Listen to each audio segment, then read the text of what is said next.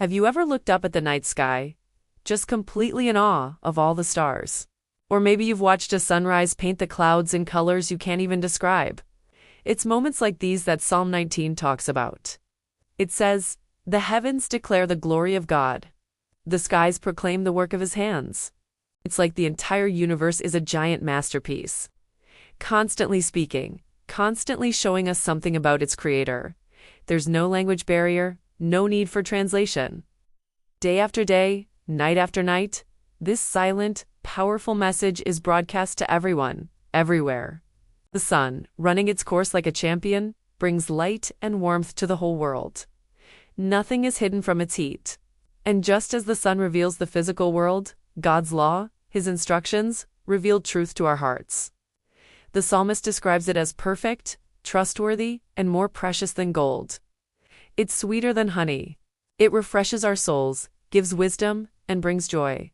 Think about it. The same God who set the stars in motion also gave us a guide for living. This guide isn't about restrictive rules. It's about life, about reviving us from the inside out and warning us of things that could harm us. Keeping them brings a great reward. But we're not perfect, are we? The psalmist recognizes this and asks God to forgive his hidden faults and keep him from deliberate sins. He desires that the words of his mouth and the meditation of his heart be pleasing to God, his rock and his redeemer. It's a beautiful prayer for integrity, wanting our inner thoughts and outer actions to align in a way that honors God. Now, let us move to Psalm 20. This psalm shifts from worship and wonder to a powerful prayer of blessing and confidence. Kind of like a national anthem for God's people. It's a prayer for the King.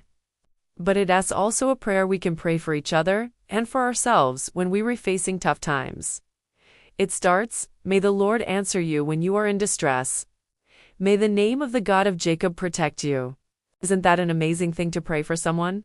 That in their moment of trouble, God himself will answer and protect them.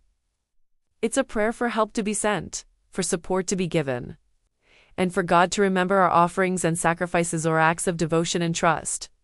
The psalm continues with a prayer for God to grant the desires of our hearts and make all our plans succeed. This isn't about wishing for a new car. It's about our deepest, God-aligned plans and hopes.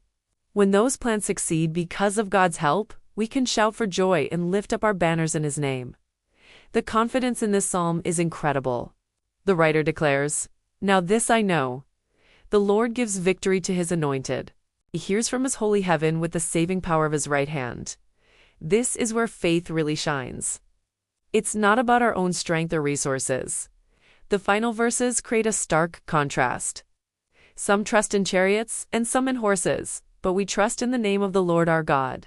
In those days, chariots and horses were the ultimate symbols of military power, like tanks and fighter jets today. But the psalmist says, our trust isn't in those things. Our trust is in the name of the Lord. And what's the result?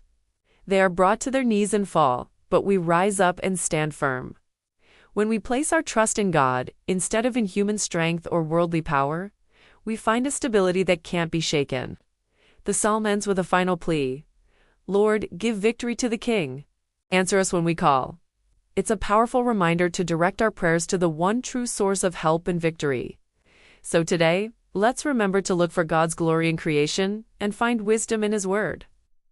And in times of trouble, let's trust not in our own strength, but in the powerful name of the Lord our God.